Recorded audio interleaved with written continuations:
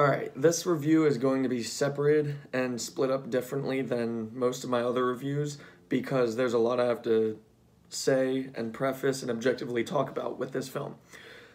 So I'm going to make one video. It's going to be a review at the beginning, and then the second part is going to be a spoiler review. So let's start. I have to preface this and say that this review is on the new film Promising Young Woman, and I have to preface again and say, like 100% of all accuracy, Promising Young Woman is an extremely dangerous film to humanity, and that's not good, that's not bad. I'm telling you this objectively. This is a dangerous film for especially girls to watch, because Promising Young Woman's plot is around a girl basically using and abusing her body and her mentality as a way to facilitate her agenda against guys. And I don't have a problem with the plot itself. My problem is that girls are going to watch this film and girls are going to think about wanting to try said events that are depicted in this film and try to do that. And the problem that is going to end up happening if girls actually do this is girls are going to be either raped or murdered in real life or both. So I need to preface this right now. Promising Young Woman is a very dangerous film objectively because of that, and that you can classify that as a fact or a myth, but either way, I guarantee at least one girl in this world is going to watch this film and they're going to try and do these acts, and it's not going to end well for them. And I needed to say that in my review objectively. Now, let's get into the film itself. Promising Young Woman is about a girl who was in college to become a doctor or nurse 7 years ago, and the current time period is 7 years after that, but it's centered around 7 years ago where she was best friends with a girl named Nina Fisher. And basically what ended up happening was the jocks of the said college ended up using and abusing Nina one night that she was drunk, and they don't really directly say it. It's kind of implied that they drug her in the alcohol, and they basically take advantage of her and rape her, and they record it. And she tells her friends, especially tells her best friend Cassie, and Cassie seemingly was the only one to believe and listen to her, and everybody else didn't. It's not that they didn't believe her, it's just that they tried telling her to move on because there isn't really anything that she can do. Even the dean of the school later in the film flat out says that they get accusations every single day, especially towards and against guys. And legally speaking, and this is not my opinion, this is legally fact, that hearsay is literally just that. End of story. If you have a recording, if you have physical evidence, audio surveillance, video surveillance, anything that helps your hearsay, that's different. That is actual evidence. But legally speaking, hearsay is obsolete. And that's how colleges, businesses, the legal system, that's how they all orchestrate the fine lines of hearsay and criminalizing heinous acts. And I will explicitly say too that rape and everything like that, I condemn all of that stuff, and it is 100% a heinous act. Okay, I'm not at all defending those kind of acts. I condemn every single thing that physically violates and harms another human being. Now, the current time, 7 years later, which is the current time period, Cassie, you find out through the film that Cassie herself dropped out of college to help and support Nina after that. Basically, she had PTSD up until you find out that it was never fully spoken on, but it was always implied that she took her own life, Nina did. And ever since then, Cassie has basically just ruined her own life, thinking somehow I should have been there, I could have done better. And don't get me wrong, everybody acts that way. So, what I can say about this film overall on its own is this is a very, very well-made film. You should watch this film. The plot itself, how they wrote it, how they directed the film, it's excellent. Everything in the plot, everything in the writing, the agenda that they wanted done in this film is pitch perfect. Go watch this film. It is an excellent story. It's an excellently made film. Objectively, they steered too much into their agenda and they blinded themselves with their agenda by not making a fully complete lived-in film. And what I mean by that is, and I'm going to use Wonder Woman 84 as an excellent example.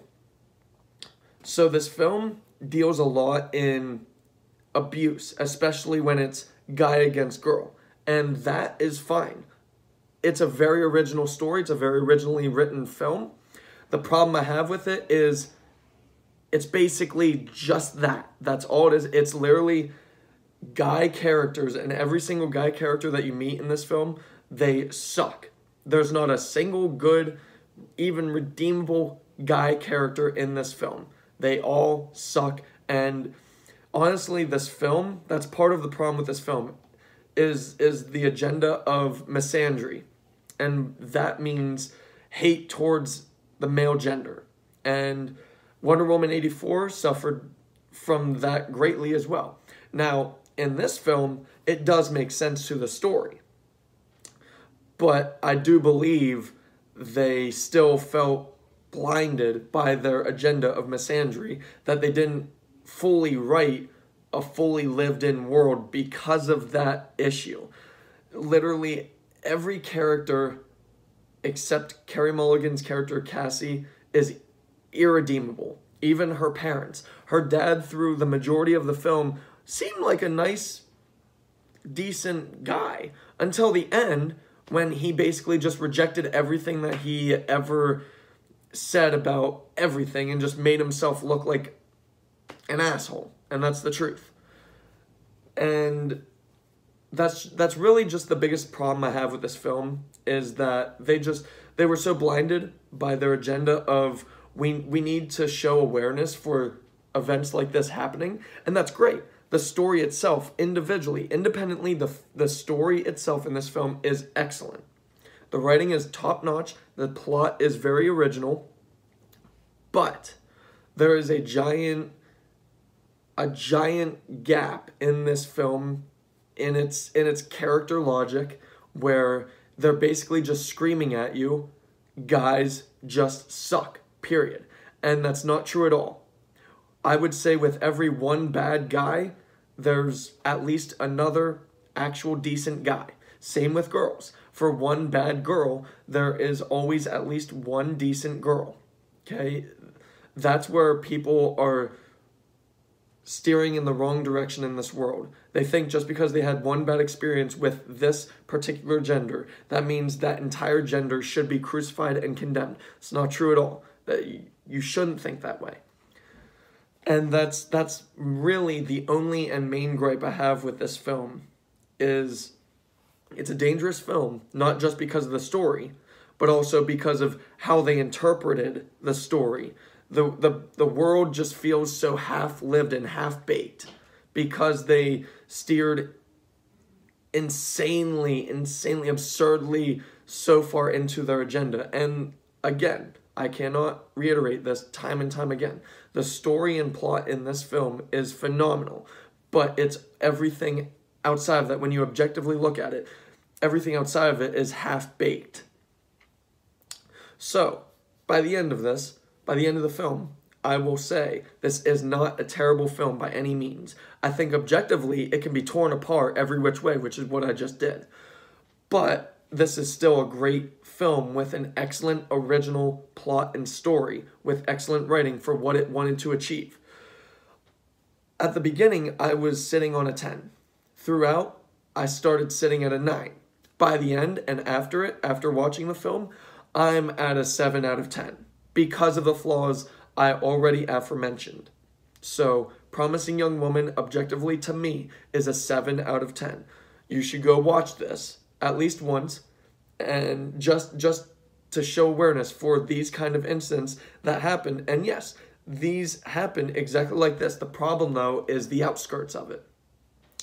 They had an agenda within it, which is fine for the plot, but they over-abused and overused said agenda, and they took it out on literally the entire kind of one gender, and to me, that's just ridiculous. So, Promising Young Woman, for me, is a 7 out of 10. Thank you. Okay, now we had some time. This is the spoiler review of Promising Young Woman. Okay, so my original review had slight spoilers implied because I had to speak about how they made the film. In this review, I'm going to speak about the film itself. So, the plot of Promising Young Woman is what I already aforementioned previously in the first part of my review. Now I'm going to delve into it. We get Cassie, who 7 years after a traumatic event from her best friend who was basically drugged and raped. 7 years later, Cassie, her life is in shambles, and she abuses her girlhood by going to bars late at night, acting drunk, and then letting guys pick her up thinking that she's drunk, thereby allowing them to think that they can rape her because she's, in quotations from the film, an easy lay. Well, she ends up being sober a bit after they arrive at their place, and she teaches them a lesson that you shouldn't do that, that's wrong. And I agree with that. I agree with the structure and plot of doing that to a guy. I agree that they should start lecturing guys not doing that. But it's not just guys, though. Girls, it's more outed that guys do it because I guarantee statistically guys do it more than girls, but girls also look for the drunkest guy as well. That's just, it's logical fact. So, I agree with the agenda. What I don't agree with is watching throughout the film, what I already stated, every single damn guy character in this film is looked at as a dick. There is not a redeeming quality in any guy in this film. Even the main guy character, who's basically becomes her love interest, it's so bad that the tone, pacing, and just everything having to do with showing how terrible guys are just really bogs down this film. Okay, the main guy character, who's her love interest, which is played by Bo Burnham, his name is Ryan in it, he basically the writing and direction of his character in this film is that of being bipolar. At the beginning, when he's introduced, he seems like an alright, decent kind of person. And then fast forward a couple minutes later, they're on a date, and he turns out to be just another asshole. And then fast forward a couple minutes later, he turns into a nice guy again. And then fast forward a little bit more, he's an asshole, and then turned into a nice guy for a good chunk of the film. But then ultimately by the end, he turns into he's in the group of the biggest dicks in the entire film and story. And to me, that's just irredeemable within itself, filming-wise, writing-wise.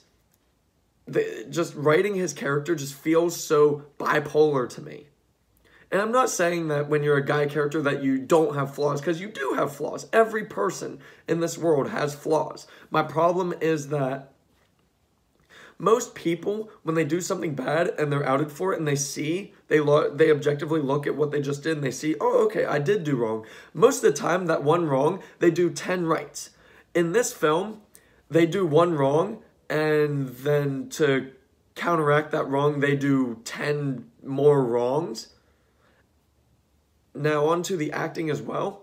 Everybody does a phenomenal job, but towards the end of the film, even the acting itself is just like, it's wrought in so much of the misandrist agenda that literally the main villains in this film, they act so hokey and like just borderline douchebag. Like, literally, they act like douchebags. The main villains act like douchebags. And, like, I get what they were going for, but again, this comes back to redeemability, okay? There is not a single person in this world that's not locked up that is that terrible of a person.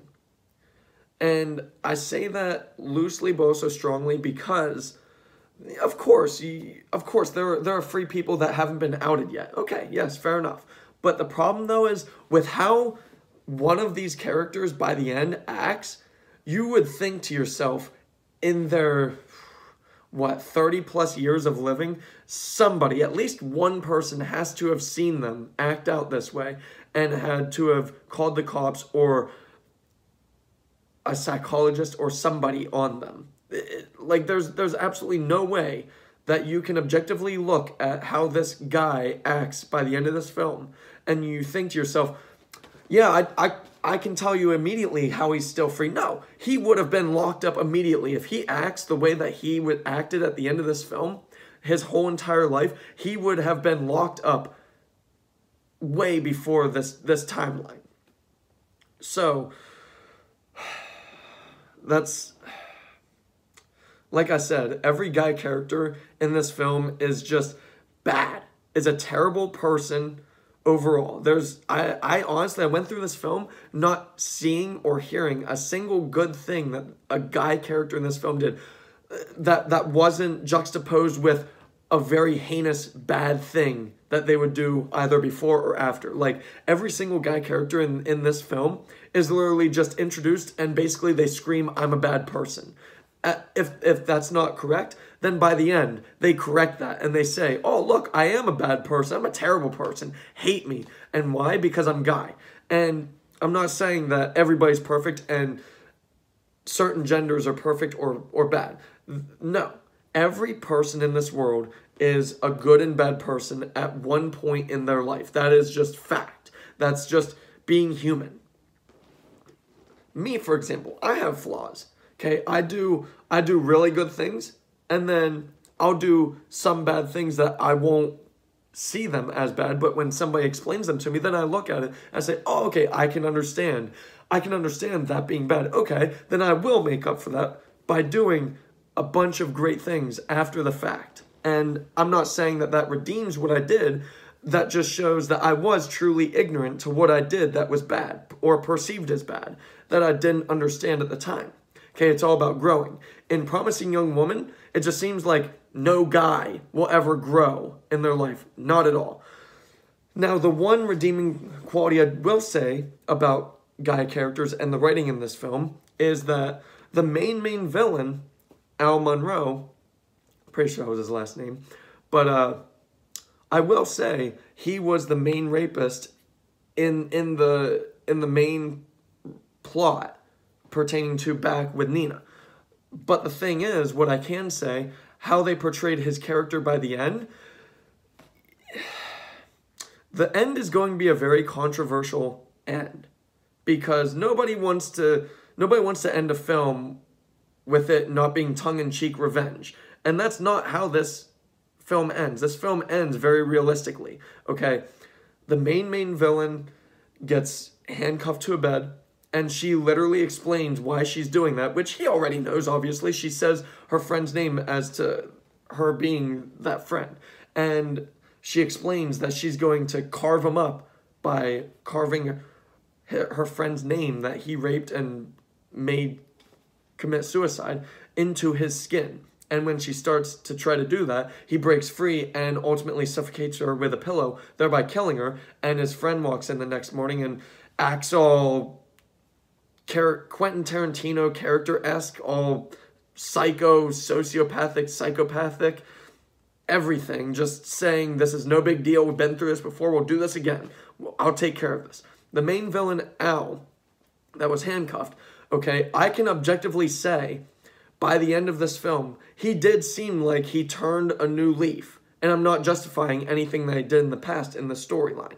I'm just saying, the way that he was portrayed as his character. I think that her carving him up and saying she was going to carve him up and him protecting himself, I think that within itself is justifying his actions right in that moment. Not in the past. In the past, I condemn what he did in the past.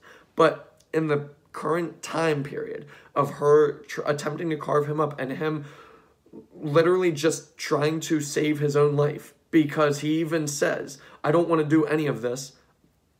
We don't have to do this. I don't want to do this. I am getting married. I have a family. And she still tries to carve him up. He suffocates her. And objectively speaking, in the moment, he was just trying to protect himself. That's fact. You have to objectively look at this stuff. You can't just look at it and say, oh, well, guy, he killed girl, and so because of that, he was bad. No, she was literally trying to carve him up. Okay, objectively speaking, legally speaking, every kind of factual speaking, he was just protecting himself.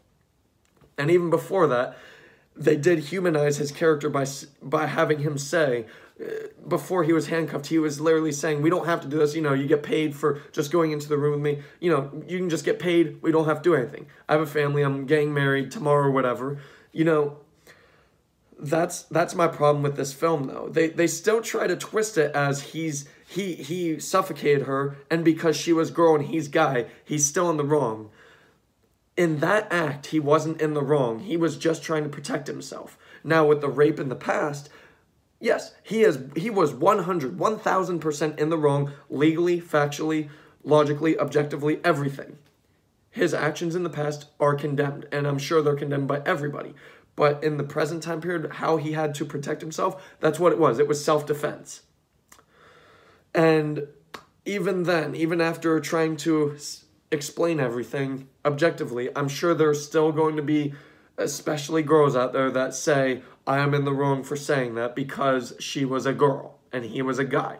And you know what? You can say that. You can call me a sexist. It's whatever. Objectively, legally, logically speaking, he was performing self-defense by the end. His best friend, who acted all sociopathic and just burned her body and just smiled the entire time, acting goofy, literally acting just like this, sees her hand and just kicks it into the fire. He's wrong. On all accounts, he's wrong. And there are people that live that way, just not feeling anything. Okay, I could give you a couple personal experiences, but I'm not going to. I'm just going to say his best friend was 100% in the wrong, and Bo Burnham's character, Ryan, who was her love interest, he was 100% in the wrong. They had him say it near the beginning when he first met her again, that he knows that group of that group of guys, and they're not bad people. Yeah, you find out that he was part of the rape because they have a video by the end of him in association with it, whether he was holding the camera or just watching. He's condemned. His character is condemned as well. So honestly, if you were to objectively look at this and say, is there any redeeming quality for guy characters in this film? I can honestly say, Al, being the main villain, at the very end, he performed self-defense. She was looking to carve him up, and he was just trying to protect himself. End of story. That's it. Case closed, book closed, everything closed. So I'm going to end this spoiler review and say Promising Young Woman because of its goods and faults. I'm going to say again, Promising Young Woman is a 7 out of 10. Thank you.